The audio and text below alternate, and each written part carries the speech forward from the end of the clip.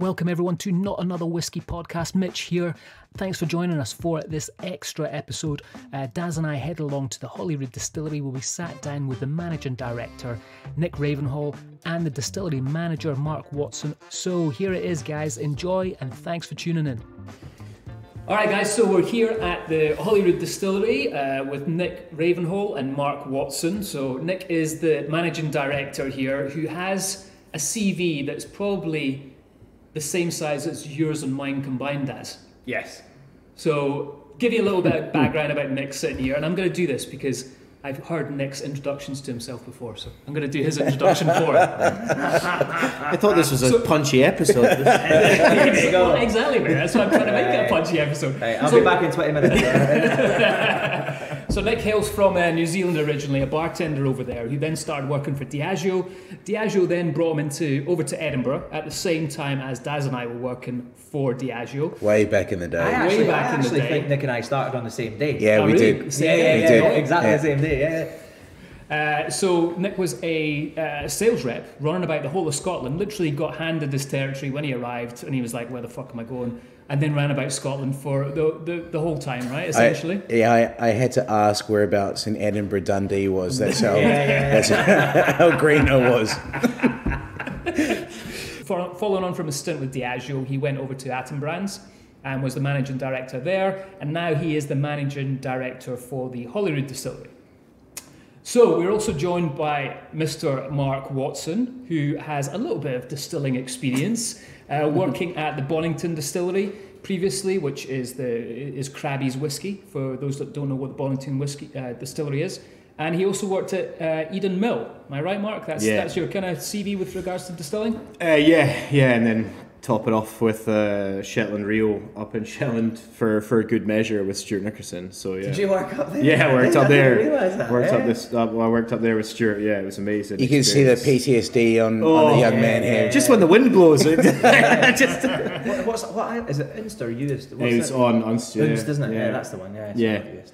Yeah, that was a crazy car journey where Stuart was like, "Oh, come work for us," and I got on a 13-hour ferry, and then it's a tour car journey, and then it's another ferry, and then another ferry, and then a 30-minute car journey, and I was like, "Oh, where am I?" Yeah. It's incredible. But he's a bit of a legend. He was the distillery director at Grant's, worked at Highland Park back in the 80s. Yeah, Brett brought back Glassa. Yeah. He ran that tiny gin distillery, and still runs it like somebody that's completely obsessed with spirit quality, and it's amazing to learn from. It was incredible to learn from because he was just like, here's how we record stuff, here's how we measure stuff, you've dropped a bucket. And it just everything was meticulous attention to detail. So it was an incredible place to actually learn. I don't think it would be the distiller I am today without learning from Stuart. Nice. It was amazing. He's got a great reputation. I sat next to him at a dinner once, can't remember what it was, Spirit Speyside Festival or something like that, and I didn't say a word, I just listened.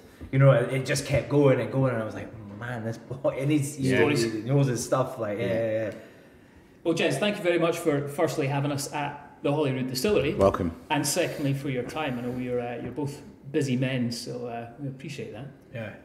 I wanted to start off with the significance of distilling in Edinburgh, right? As somebody who's lived here for 15 plus years, you hear about all the tales of closed distilleries and things like that, and Edinburgh's got such a rich heritage in terms of distilling. We just did an episode on the Lowlands and we talked a little bit about it.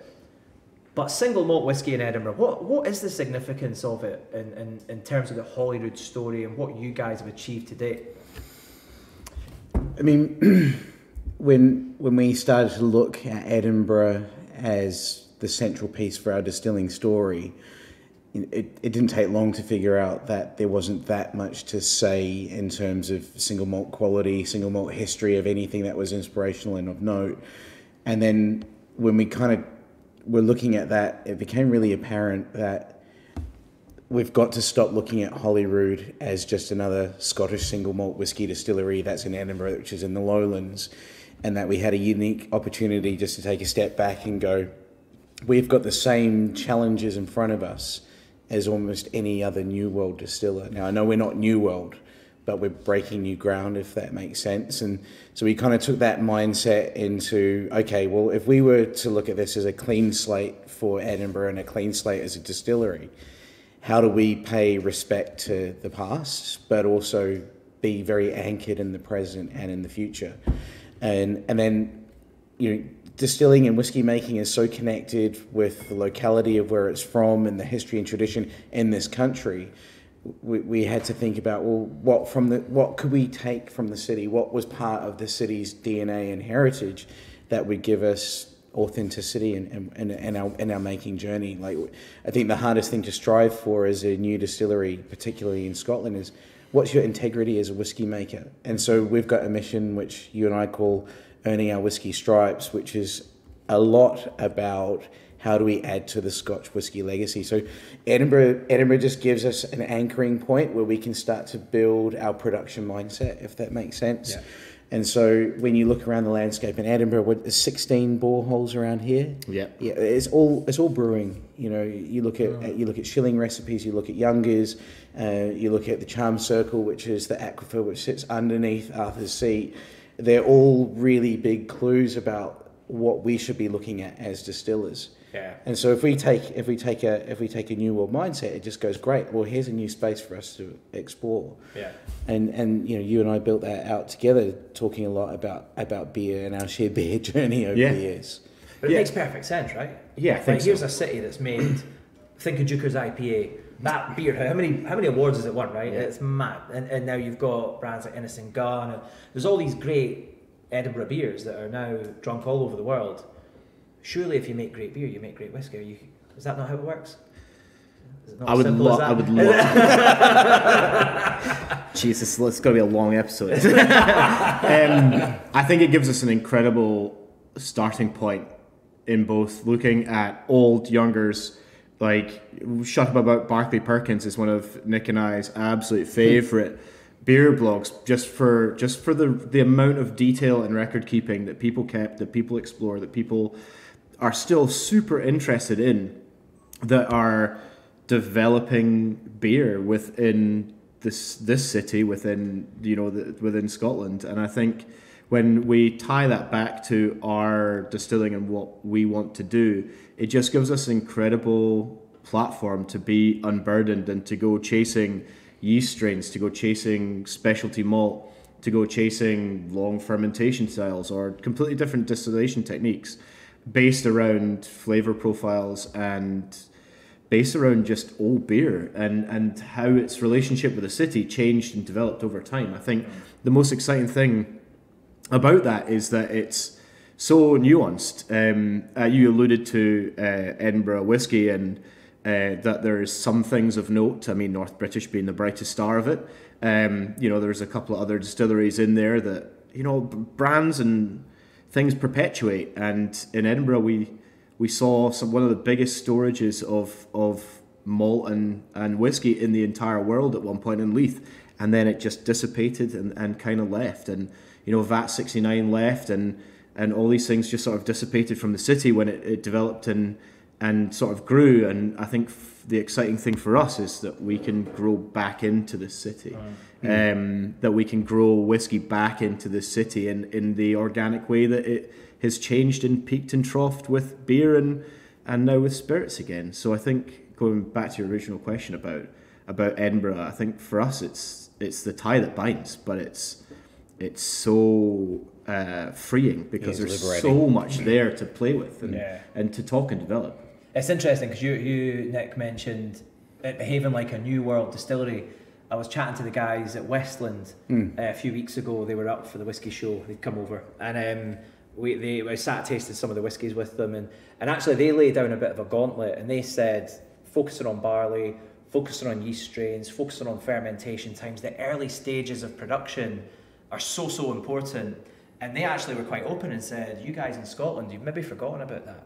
And I loved that challenge set by them, who are quite like you guys, it sounds, thinking of those earlier stages a little bit more than maybe some of the other distilleries are in Scotland, perhaps. I mean, it's a gauntlet, but it's also true in our opinion. And we look to the crew over there as a little bit of inspiration. New World does inform how we think about the mindset that you've got to have in this space.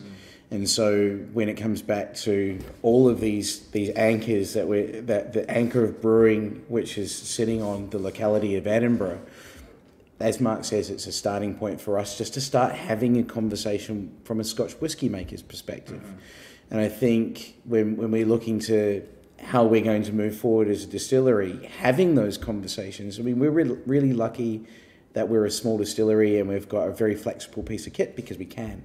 It doesn't cost us a lot of money in terms of time and effort to look at iterations. We're not locked into a 12-year-old maturation profile that we need to deliver year after year after year after year. We get this wonderful opportunity that we only have now because we're at startup, where we do get to behave a lot different to the rest of our senior colleagues in Scotch whisky making.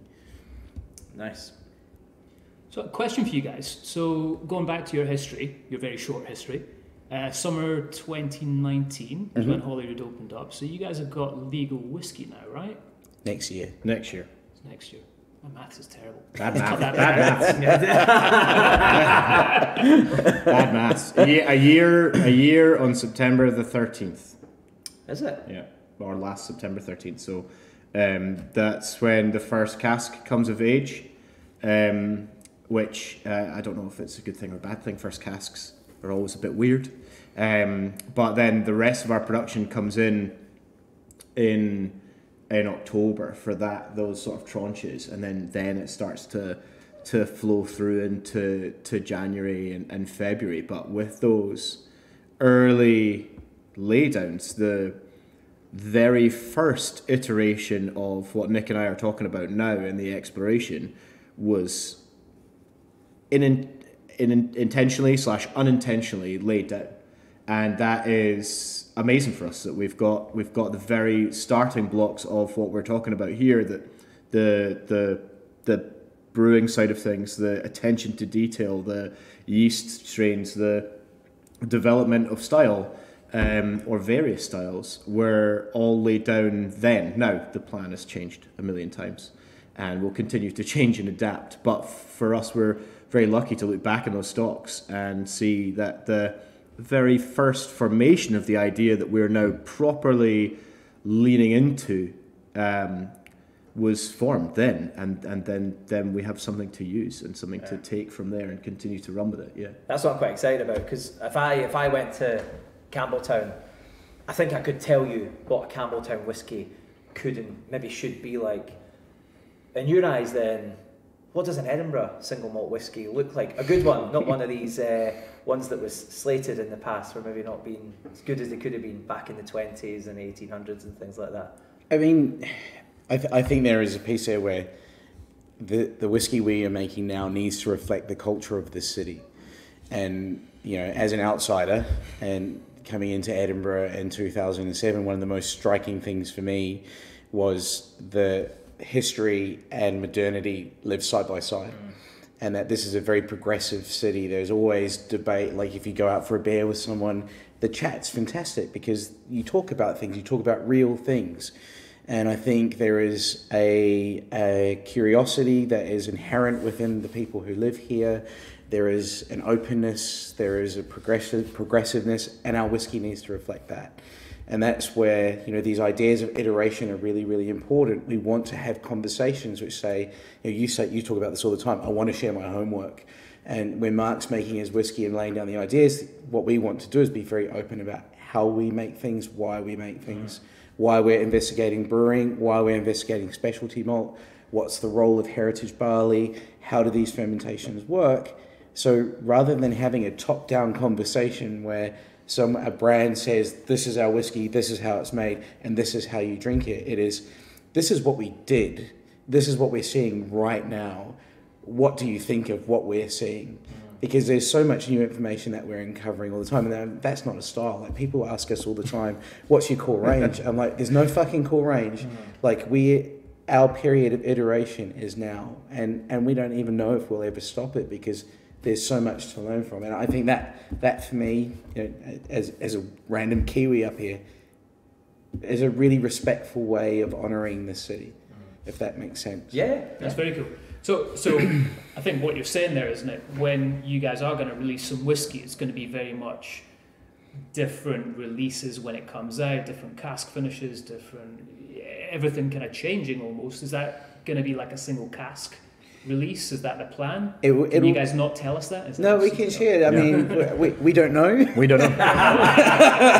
Mark, I think like one of the greatest freedoms that like I've experienced, Nick and I have talked about this a long time from when we were making beer together, is being able to say, I don't know, I'm not sure, let's try this. I'm not sure, that didn't work.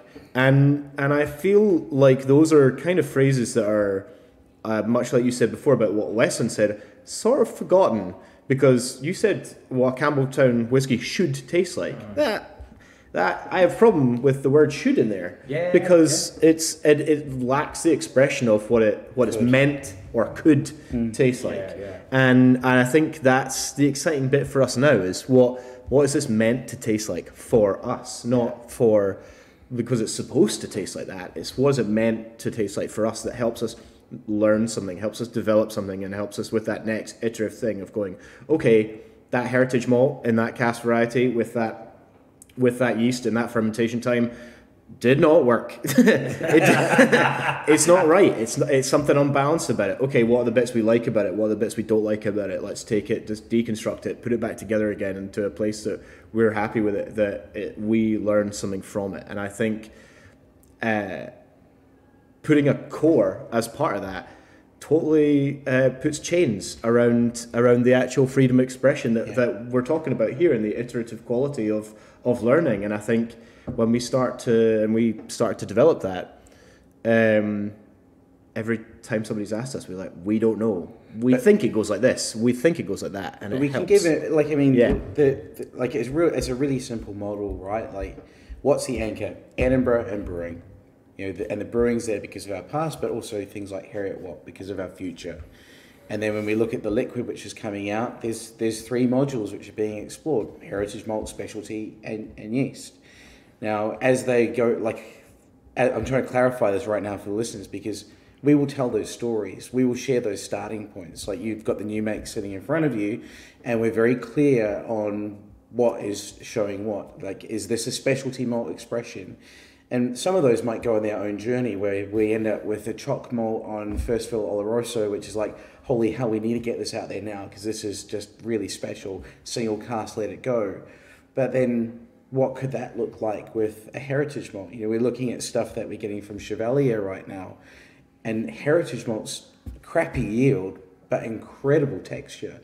So how can we stare those two back together? It still is single malt from Holyrood, but it's a combination of 2 ideas. So I'd say what you can expect is full transparency on the releases and a red line from the starting point all the way through, because there's new information here, and we want whiskey people to grow with us, if that makes sense. Fantastic. I think it's so exciting for you guys, because you are such a small distillery and a new distillery, being able to mess around that way. It must be an absolute joy for you, Mark, right? Yeah, it can be one of the most the most freeing and creative places to work, and also absolutely terrifying at the same time when things aren't working or the yields come back and you're like, no, it's not about that. It's about how this ties back to us, about how we tie this back to brewing, or how we tie this back to a specific thing that we're looking for. Yeah, and I think this one, like the new make that we've just put out here, tells the story about how we got to the Made by Edinburgh cask launch this year. Yeah, it does. That's the whole purpose of it, is the iterative nature of like, right, okay, it has to be connected to how we view ourselves, and that is brewers and distillers. Mm-hmm. And so the first bit is, right, okay, let's use a more traditional mash bill. I'm saying that with because it's 100% pot still malt, just regular barley. Then we use brewers and distillers yeast, and the flavors that we got from that. And then we were like, okay, let's look at this old 80 shilling Younger's recipe. What had that in it? Oh, it had crystal, and it had dark malt in it. Right? Okay, well, dark malt, what does that look like for us? So crystal is still available. Let's go out and get crystal. Let's make a crystal version of that. Let's make a chocolate version of that. And then from the essence of all of that, we put all 3 together and made our Made by Edinburgh stuff.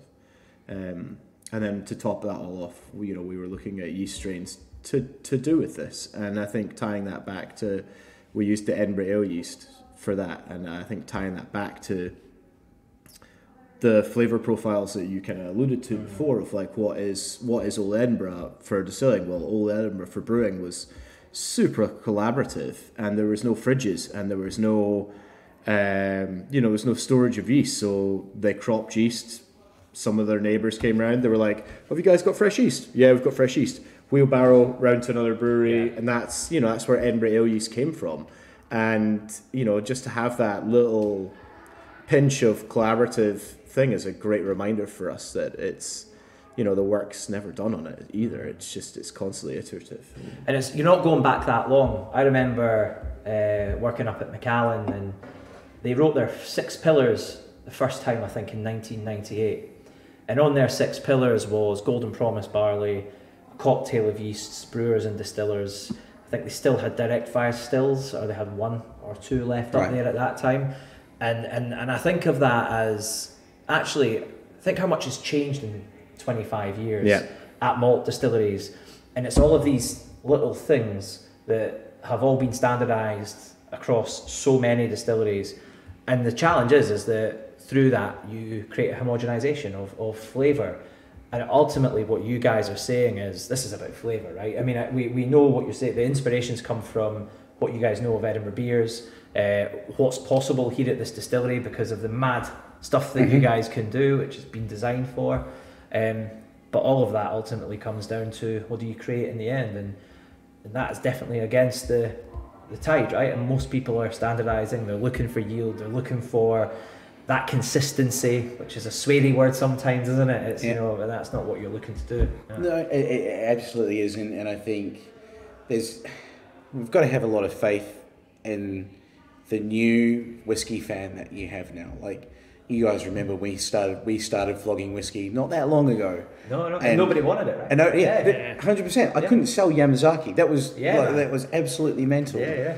And now when you speak to particularly younger whiskey fans coming through, they're tooled up with knowledge, and they're really, really interested in things like whiskies from the 60s and the 70s are out of their price range. They can only just imagine what these older styles look like, and we're not doing a Thompson thing here. The Thompson boys are doing a great job going back into that old space, but I think there are a few of us in the industry now who are just re-examining old information and bringing it forward so that it's there for us all to see and go, well, actually, what can these things do? You're right, we're driving for flavour, but at the end of the day, we're just trying to make the best whiskey that we can. And not putting, like you said, handcuffs on it, really being explorative and then going, okay, cool, well, everyone's loving this chocolate malt. This is a direction that we'll keep going down. Very cool. So I want to move away from production for just a second. Sorry, Mark. Absolutely fine. You're finished, bro. See you guys later. Do you want to go get us another coffee? Yeah. But no, I think a big thing about Holyrood, right, is you guys are right in the centre of Edinburgh. The foot traffic here must be unbelievable when we get back to normal kind of tourism levels, I suppose. So what is the plan? I mean, you guys have an amazing experience here already with regards to the tour. What's the plan in notching that up and moving forward and progressing with that? Well, there's going to be some change. And one of the things that Holyrood first set out to do was teaching visitors how flavour was built. And our message and our journey has changed from that starting point. And really what we're going to do on our tour now is just we want to become Edinburgh's local.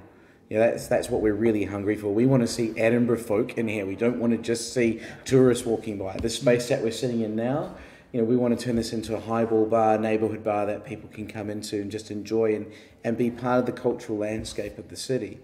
And so that means, there's a lot of work which is being done by Debs and her team about, well, if we're going to be local, what local things can we do?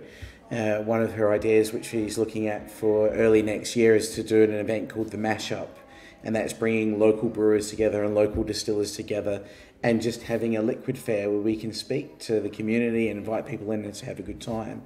Equally, she wants to do a Christmas fair called Made by Edinburgh and bring in local Edinburgh makers. So just really start to celebrate the city and be engaged with it. So. Yeah, I think that's it, isn't it? I think because there's so many tourists, 2.5 million tourists a year, come to Edinburgh. Obviously, that's attractive from an experiential perspective. But I've been here, I live in Edinburgh 3, 4, 5 times, something like that, over the period, dropped in for tours, coming for a nosy, brought people down and things. And actually, even as I walk around, sometimes I'm quite surprised just listening to people going, have you been down to Holyrood? Yeah. And they haven't been down. No. And I'm like, that's a crime, almost, you know, because you've got something here on your doorstep, which is so cool. And if you're into booze, you know, specifically whiskey is how I see it, but I know you make gin as well, but I always just think of the whiskey stuff. And I'm like, you have to get down there. You have to go and see these stills, see the setup these guys have done, because it's super, super cool, you know. But it's also on us to reach out. And one of the things which happened was that the whole mindset here originally was tourists. Yeah. And that's fine. Like, tourists will find us. Hey, locals are nice too, man. Yeah, locals. if we do the best thing by the community, we're going to get the tourists anyway, because you're going to get recommended by the locals to come down. And it's not just about getting people through the distillery and experiencing it. You know, we've got, you know, you called out the gin still, which is now our pilot kit that we've got out there. You know, this city is so vibrant in terms of the intelligence in the trade, with liquid being made by bartenders and small distillers and brewers alike. You know, we've got a kit there which we're using for all of our iterations now. You're playing around with it, and we've taken a view that we want to open that up and reach out into the community and say, okay, well, you know, if you've got an idea, come down, we'll work with you, we can develop it, we can play with it, and just really become part of the landscape here. Nice. It's a good idea. I've got a packet of salt and vinegar Pringles. We'll do it. I'd quite like to distill. Yeah. So how can I drink them? Yeah. I'll connect you to Mark. If there is someone that can do it, I can do it. Yeah. We'll do it. My favourite ever thing is Trebor Extra Strong Mints. Right. They distilled incredibly. You can't drink it because your eyes are watering because it's so minty, but the smell of them were absolutely amazing. But yeah, no, I think there's space for that to really feel like a home away from home for makers. Yeah. Is, you know, I think really exciting for Nick and I, because we brewed beer at somebody else's brewery for the longest time, and it never really felt like we were just there, we're just renting a space and making stuff. But we really want people to, when they're coming here and they're making stuff with us, to feel like it's their home away from home when they're making stuff with us, and I think that's very exciting to have in the city. Well, Mark, Nick, thank you so much for being on the show. It's been great chatting to you guys, and always great coming to the distillery here. Highly recommend it to anyone listening. If you're in Edinburgh, pop along to the Holyrood Distillery. And thanks very much, guys. Yeah, absolutely, and highly recommend Mark's coffee as well if you're popping by. Wow. Okay, I'll take that. If it's one thing that is, it's I make a good cup of coffee. Yeah. It'll keep you awake.